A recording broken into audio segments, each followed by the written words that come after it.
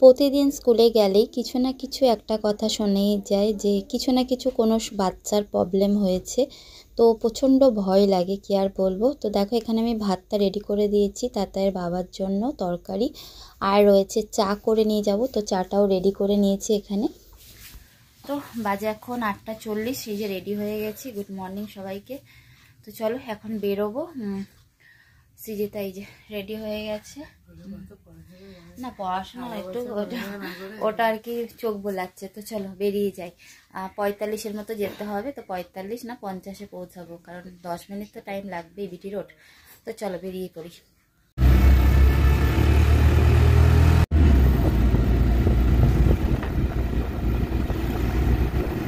অটোয় উঠে গেছি, স্ট্যান্ডের অটো আজকে খুব তাড়াতাড়ি পেয়ে গেছি। তারপরে দেখো আমরা এসে বিটি রোডেও অটোয় উঠে গেছি। তো ওরা একটু চোখ বোলাচ্ছে, যেহেতু বুঝতেই পারছো ইতিহাস পরীক্ষা, তাই। আর আমরা এখন অটোয় যাচ্ছি। তো অনেকটাই রাস্তা, অনেকগুলো স্টপেজ দেখতে হবে। যেটা বলছিলাম আর কি, প্রতিদিন স্কুলে আসলে কিছু না কিছু শুনতে পাই, কোনো না কোনো বাচ্চার হয়েছে, প্রচণ্ড ভয় লাগে। তো সেরকমই প্রথম দিন যখন আসি শুনলাম একটা বাচ্চা টোটোর থেকে পড়ে গিয়ে হসপিটালে ভর্তি রয়েছে। তো সেখানেই পরীক্ষা দিচ্ছে। তো সত্যি কথা শুনতে ওদের স্কুলের নয়, যেহেতু 3টে স্কুল হচ্ছে, তো যে কোনো একটা স্কুলের, ওদের স্কুল নয়। তো শুনলে প্রচণ্ড ভয় লাগে।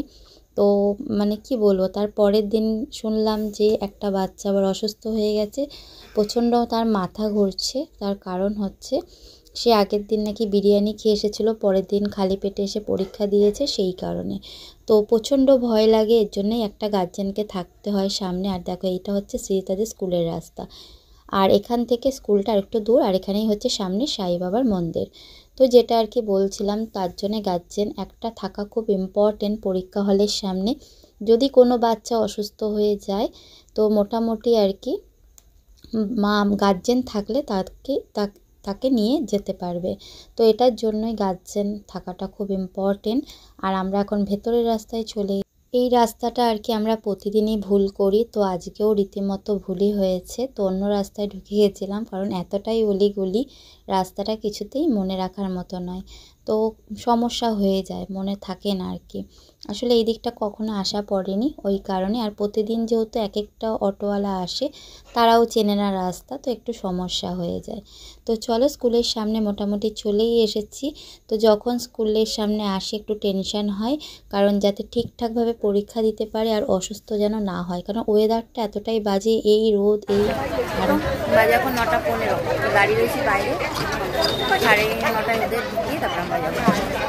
এখানেই দাঁড়িয়ে এখন পড়াশোনা এত পড়াশোনা এইভাবে কি পড়াশোনা। সৃজিতাকে তো ভেতরে ঢুকিয়ে দিলাম। তো এখন আমরা চলে এসেছি, কারণ ওখানে অ্যালাউ নেই দাঁড়ানোর মতো। তো আমরা একটু হাঁটতে হাঁটতে চলে আসলাম পার্কের দিকে। তো এসে দেখলাম আজকেও পার্কে পিকনিক হচ্ছে, তার মানে এখানে বসা যাবে না। তো অসুবিধা নেই, আর একটা জায়গা আছে, ওখানে গিয়ে আমরা বসবো। স্বাভাবিক, এটা পিকনিক স্পট, তো এখানে তো বসার জায়গা অবশ্যই নয়। তো সেটা আমাদের মাথায় রাখাটা অবশ্যই উচিত। তো একটু দেখি, তো চলো ঘুরে তারপর চলে যাব ওখানে। তো দেখো আজকে কত রোদ, প্রচণ্ড গরম লাগছে। জ্যাকেট তো পরে এসেছি, প্রচণ্ড গরম, প্রচণ্ড গরম।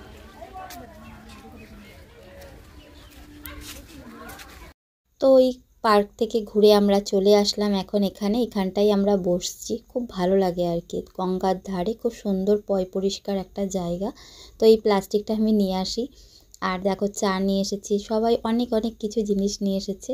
সবাই একসাথে মিলে এখন আমরা খাওয়া দাওয়া করবো এখানে, কারণ সবাই যেহেতু মা, একটা বাচ্চা বেরোবে, সব হাজব্যান্ড বেরোবে, সংসারের কাজ, তো সব কিছু সারতে সারতে না কোথায় নিজেদের খাওয়ার কথাটার মনে থাকে না। কারণ তোমার মুখের সামনে কেউ দিলে কোনো খাবার, সেটা কিন্তু খাওয়া হয়, কিন্তু তুমি যখন তোমার মাথার ওপর দায়িত্ব থাকে সবাইকে রেডি করা, তো সেটা সম্ভব হয় না। তো চলো এখন আমরা এনজয় করি চাটা। তো দেখো পরীক্ষাও হয়ে গেছে, আমরা পরীক্ষার সামনে চলেও এসেছি, মানে স্কুলের সামনে। তো আমার মেয়ের পরীক্ষাটা ভালো হয়েছে বললো। তো এখন দেখা যাক রেজাল্ট কেমন হয়।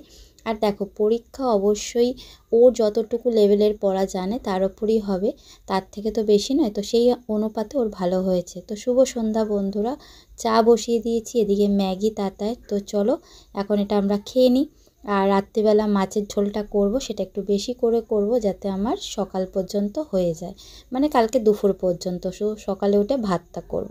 তো চলো তোমাদেরকে সাথে নিয়ে ভিডিওটা শেষ করলাম। ভালো লাগলে অবশ্যই লাইক কমেন্ট শেয়ার করো। তোমরা সবাই ভালো থেকো, সুস্থ থেকো, আমাকে একটু সাপোর্ট করো। তোমাদের সাপোর্টের কিন্তু অত্যন্ত প্রয়োজন আমাকে এগিয়ে নিয়ে যাওয়ার জন্য। তো আজকের মতো এটুকুই, ভালো লাগলে লাইক কমেন্ট করো। Tata, bye bye, good night. তোমরা সবাই ভালো থেকো।